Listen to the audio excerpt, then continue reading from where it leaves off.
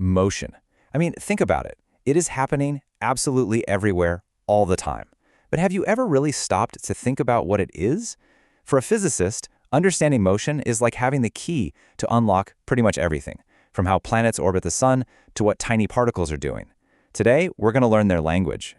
All right, so just a quick heads up, this is part of a bigger physics series from Virtualization Options LLC. But don't worry if you're just joining us, you can absolutely jump right in here. Our focus today is something that sounds simple but is actually super profound. How do things move? You know, we all have this gut feeling for what moving means. We see a car driving down the road, and it just makes sense.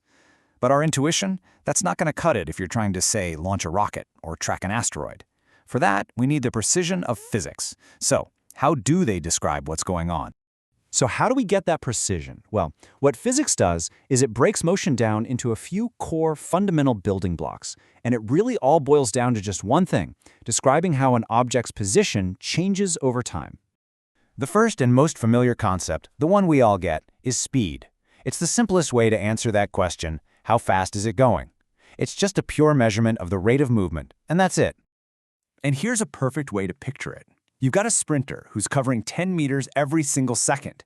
Then you've got a walker covering just 1 meter in that same second. Obviously, the sprinter is moving faster. See? Speed is just that simple, direct comparison of distance over time. Okay, so speed tells us how fast. Simple enough, right? But in the world of physics, that is only half the story. To get the full picture, we need to add one more absolutely crucial piece of information: direction. And that new layer is exactly what it sounds like. When you combine an object's speed with the direction it's moving in, you get its velocity. So it's not just how fast anymore, now it's also where to. So think about it this way. Saying a car is going 60 kilometers per hour, well, that's only telling you its speed. But saying it's going 60 kilometers per hour north, now you're describing its velocity. This little distinction is absolutely critical in physics. So once you've got a handle on velocity, you can ask the next logical question. What happens when that velocity changes? And that brings us to our third key concept, acceleration. But forget what you think you know from the gas pedal in your car. In physics, acceleration is about any kind of change. So here's the formal definition. Acceleration is simply the rate at which an object's velocity changes. And that word, velocity, is the real key here, because velocity has speed and direction. A change in either one of them is going to count as acceleration. And this breaks it down perfectly. You can accelerate in 3 different ways. First, you can speed up. That's the one we all know. Second, you can slow down, which, physicists also call acceleration. But it's this third one that often surprises people. You accelerate by simply changing your direction. This is such a cool and important point. I mean, think about it. If a car is driving in a circle and the speedometer is stuck at a perfectly steady 30 kilometers per hour, that car is constantly accelerating.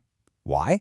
Because its direction is constantly changing, which means its velocity is constantly changing. So the big takeaway is acceleration is any change in velocity, period. So we've got speed, velocity, and acceleration. They might just sound like 3 simple words, but they're the absolute bedrock for describing the physical world. Let's talk for a second about why getting these concepts right is so incredibly important. This quote really just says it all. You can't possibly understand why things move, the world of forces, or the energy that's involved in that movement, without first having a precise language to describe the motion itself. This is square one.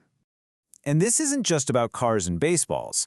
The very same principles that describe a car accelerating apply to a planet orbiting a star, or an electron buzzing around a nucleus. These concepts are truly universal. They describe movement on every single scale you can possibly imagine. So, we've spent this time building the language to describe how things move. But that just leaves us with the next and even bigger question. If a car accelerates, what made it do that? What was the push or the pull that makes things move in the first place? In other words, what tells us why?